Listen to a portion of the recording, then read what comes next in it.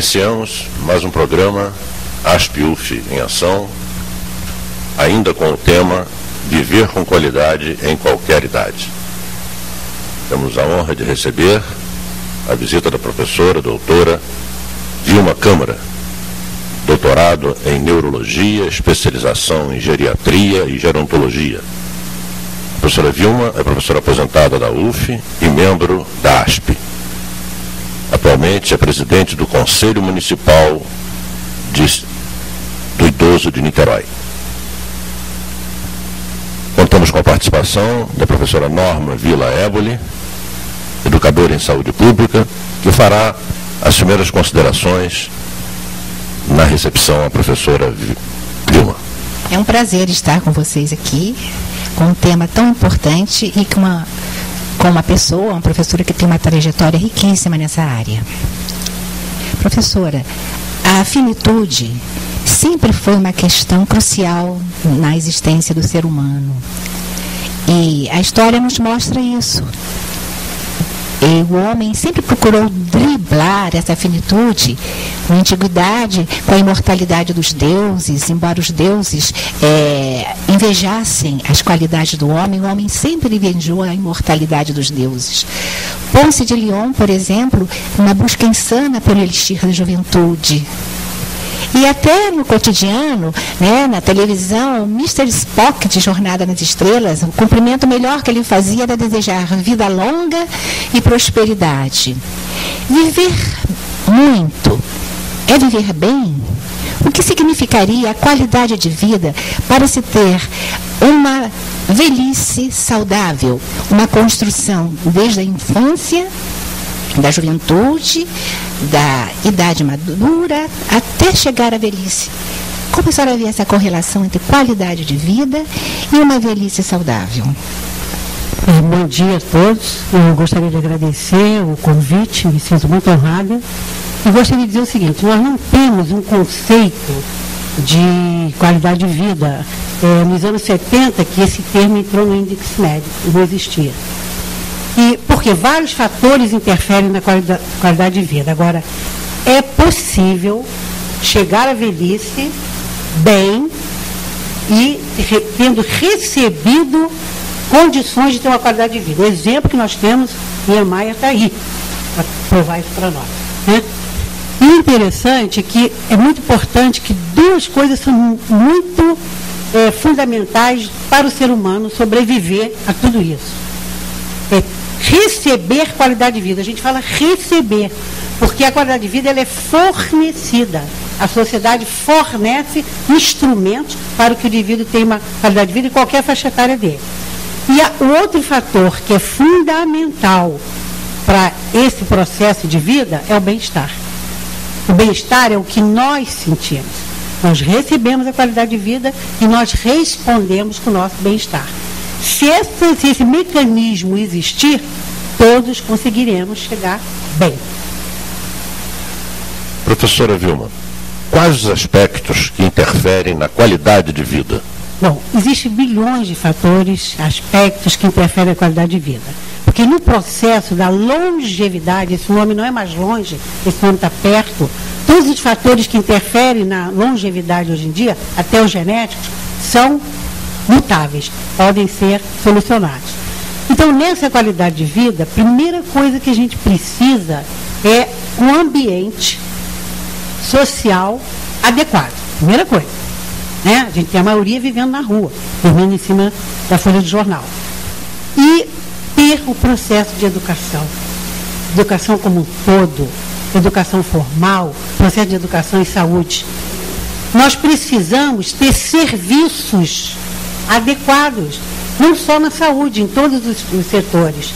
Precisamos que esse indivíduo tenha a autoestima dele preservada e que ele tenha projeto de vida. Em qualquer faixa etária, temos que estabelecer projetos. Na infância, a gente depende do pai, da mãe, do avô, da avó, mas à medida que nós vamos amadurecendo, nós vamos criando projetos de vida para poder definir onde você está nesse planeta. Professora Vilma, a senhora mencionou a questão da educação. A senhora certamente está abordando a questão da educação de uma forma ampla, geral, não só a educação na escola, né, educação escolar formal, mas a educação que se faz através da mídia, na família, etc. O que se observa e já há algum tempo é que existe um preconceito muito grande contra a velhice que está presente na própria escola. Quando apresenta a figura do velho, quando apresenta a figura caricata na televisão, nos meios de comunicação. Envelhecer é um problema, ninguém quer envelhecer, as plásticas estão aí, as pessoas rejeitam a velhice. O que a senhora acha disso? Existe uma palavra que define isso: preconceito. Todos nós, só em países ou hábitos muito diferentes, recebemos a mensagem negativa do envelhecimento. Principalmente aqui nós, no Brasil. As histórias infantis, todas elas colocam o idoso, a bruxa é velha má. Então, todos nós recebemos mensagem negativa do envelhecimento. Esse preconceito existe para os jovens, que nunca vão achar que vão ficar idosos. Existe para nós, profissionais. Eu nunca pensei que eu fosse atender pessoas de 100 anos, e hoje eu tenho pacientes de 100 anos. Então, existe esse preconceito, que eu também recebi a mensagem negativa, e existe o preconceito do próprio idoso. O que eu estou fazendo aqui com 90 anos? Então, o preconceito transmite essa mensagem negativa. Por isso, nós vamos falar mais no final do programa, a importância das leis. O Brasil é rico em leis. E exige que o ensino do envelhecimento, o tema envelhecimento, entre no ensino básico. Lá, porque essa criança está em casa com a bisavó, com a avó, que tem a pele velha e enrugada. Como é que ele vai fazer carinho naquela pele velha e enrugada? Ele tem que tirar o preconceito. Isso é muito importante. É interessante, porque na cultura oriental, o velho tem um status totalmente diferenciado, de respeito, de sabedoria. Então, você vem corroborar essa sua afirmação. Né? O envelhecer precisa ter. A gente não tem escola para aprender a envelhecer. Mas a gente precisa ter bom humor, gostar de ser velho, saber envelhecer e entender quem é velho tem a sabedoria. É o que nós ganhamos com a velhice. Não é só poder pagar meio ingresso ou ter filho especial para gente. Vou roubar uma expressão que a senhora usou ali atrás das câmeras. Envelhecer não é uma perda, é um ganho. É ganho. Eu tenho uma frase que me caracteriza. Qual a vantagem de ser velho? 2. Driblar a morte e fazer história. Isso acho que resume muito que eu ia deixar para falar isso no final, mas falei. Doutora Vilma, e o bem-estar? Nós precisamos destacar, além da qualidade, como eu falei, o bem-estar. O bem-estar é aquilo que nós sentimos. Então, que fatores vão interferir? Primeiro, a capacidade funcional. Se ele tem uma diminuição da sua funcionabilidade, isso não vai gerar bem-estar para ele. Segundo, ele precisa do suporte familiar. Olha a importância da família no nosso processo de vida. Nós estamos vendo a família sendo destruída, os recasamentos, quer dizer, a avó tem neto de tudo quanto é lugar, o irmão tem irmão de tudo quanto é lugar. Então, essa mudança social da família é muito grave, porque esse suporte familiar faz gerar o bem-estar, é o alicerce que a gente tem contra tudo. Outra coisa importante também com relação ao bem-estar é que você tenha a mudança no seu estilo de vida. Você tem que ter mudança do estilo de vida. Você não pode ter bem-estar se você tem um estilo de vida totalmente inadequado, usando droga, fumando, etc. Né? Então, é importante também isso. Outra coisa que exista é sistema de saúde, porque se você não tiver saúde, você não vive. Você morre na infância, na adolescência, em qualquer momento. Então, a gente precisa ter um sistema de saúde adequado, um sistema educacional adequado. A gente precisa trabalhar no bem-estar as inter-relações. A relação nossa interior, o nosso crescimento como pessoa, e a inter-relação que a gente faz com as outras pessoas. Ninguém vive sozinho. O isolamento é um agravante muito grande para a doença. Então, a gente precisa realmente estar com os outros e precisamos buscar o que é bom para mim, respeitando o próximo, é claro. Porque você não pode ser egoísta, achar que você centraliza o mundo. Bom, é bom para mim, não me interessa se não é para os outros. Não. Então, essa busca do bem-estar depende de vários fatores e o processo educativo, essa pessoa tem que ter acesso. Não se consegue entender analfabetismo no século XXI. Quer dizer, todo mundo tem que saber ler e escrever, e na hora que o indivíduo deixa de ser analfabeto, ele se torna um cidadão. Então, a conscientização de que ele é um cidadão deve ser dada desde a infância.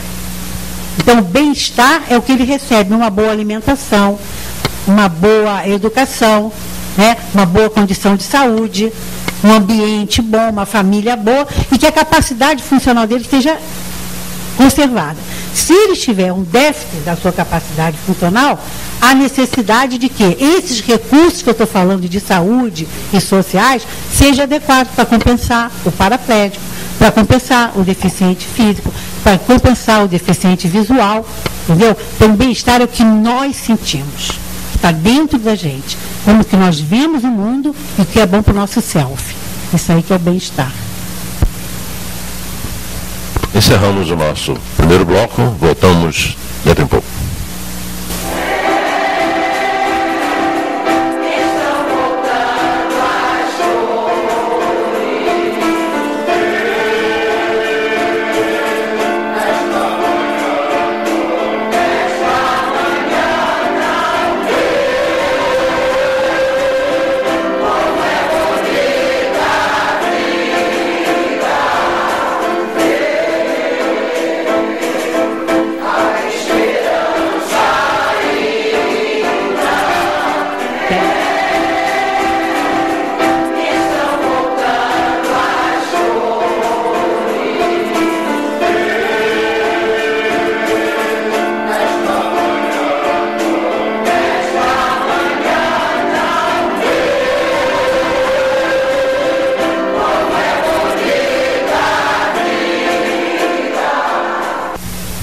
Iniciamos o segundo bloco do programa ASP-UF em Ação, ainda com o tema Viver com Qualidade em Qualquer Idade. Recebemos hoje a doutora Vilma Câmara, que nos fala sobre sua experiência como doutora em Neurologia e especialista em Geriatria e Gerontologia. Doutora Vilma, quais são as medidas e propostas para a qualidade de vida? Nesse momento, nós estamos frente a uma grande realidade, que é o envelhecimento populacional no mundo. E o Brasil, claro, também está incluído. E, infelizmente, como o Brasil e outros países em desenvolvimento, é onde está ocorrendo o maior número de idosos. Onde nós não temos ainda várias medidas que os países ricos já têm solucionadas. Condição de saúde, saneamento e por aí vai. E aí, por isso que nesse momento a gente gostaria de colocar aqui, existem medidas que podem ser tomadas no sentido de melhorar essa qualidade de vida, de melhorar esse bem-estar do indivíduo no mundo desde a infância? Acredita-se que sim. E como primeiro item de medida, o que entra é a educação. Vejam só, quando nós estamos falando em melhorar a qualidade de vida, quer dizer, o que é oferecido à população, e o bem-estar, que é como essa população responde ao meio que ela está, nós colocamos como primeiro item de importância o processo educativo. Em qualquer ciclo da vida, nossa vida, em todo o ciclo da vida da gente. Porque, torno a repetir, nesse processo educativo é que o indivíduo vai ter conscientização dele como ser humano. E é nesse momento em que ele sai dos bancos escolares e vai definir a vida dele. E aí, cada país deve ver a educação como a sua realidade. Não adianta nós copiarmos modelos educacionais de países ricos, onde nós nunca poderemos chegar perto. Vou dar um exemplo aqui no Brasil. Eu sou totalmente favorável aos cursos profissionalizantes. E para os idosos, nós fazemos cursos profissionalizantes para o idoso. Ele faz uma nova profissão para ele. Eu sou a favor de cursos que peguem essa gurizada nova aí e insira no mercado de trabalho. Que faça curso supletivo, que faça curso tecnólogo de nível superior de 2 anos, porque a realidade, nós somos um país pobre. E como o Brasil depende mais de 78% do SUS, que é o nosso Sistema Único de Saúde, e que pega criança, adolescente, adulto, velho, todo mundo, nós precisamos, em segundo fator, ter qualificação nos recursos que são utilizados. Então, uma medida para ter qualidade é que essa pessoa tenha acesso aos recursos que existem para que ele possa ser atendido. Então, isso é importante. Uma outra coisa que interfere na qualidade, por incrível que pareça, talvez vocês achem até que há um exagero disso, atividade física. A atividade física hoje tem uma prioridade fundamental em qualquer faixa etária. Não é colocar a criança para aula de natação porque o pai e a mãe estão na rua trabalhando. Não é só por isso. É entender que aquela atividade física naquela criança vai produzir uma qualidade de vida melhor para ela. Então, a atividade física hoje está provado, melhora a memória, melhora nesse processo, então, de envelhecimento, em que nós vamos perdendo massa muscular, vamos entrando num processo quase de caquexia, desnutrição, desidratação, que é muito frequente. Tudo isso pode ser contemplado em meia hora de caminhada por dia. Então, essa criança, hoje nós temos um enfrentamento muito grande, que é a televisão, que é a internet. Nossas crianças estão socadas na frente da televisão, estão se tornando obesas, índice de colesterol alto em criança, de obesidade em criança está muito grande. Então, a atividade física não é querer ser modelo, né, como estão nas academias, não é isso. Hoje a gente tem atividade física para todas as faixas etárias. Os profissionais que trabalham nessa área, da parte motora, eles são especializados para contemplar cada atividade dela. Outra coisa, além da atividade física, a gente precisa que haja um esclarecimento, quer dizer, quanto mais você faz palestras, quanto mais você cria equipamentos, que a gente chama, espaços de convívio, em qualquer faixa etária, isso vai melhorar a qualidade de vida. No momento em que nós possamos orientar os familiares, eu já falei aqui da importância desses familiares nessa integração do indivíduo. Então, à medida que você vai conscientizando a população política nossa, nós temos um problema seríssimo. Vou falar depois até isso melhor, mas já vou adiantar um pouco. O que falta para nós é vontade política. O poder da caneta de quem está exercendo essa função política. E aí a gente vai precisar de recursos materiais, recursos econômicos e recursos humanos. Então, por exemplo, evitar o isolamento. Diminuir o tempo ocioso. Se você diminuir o tempo ocioso, você está criando medidas para melhorar a qualidade de vida. A ociosidade é ruim em qualquer faixa etária. O que se fala?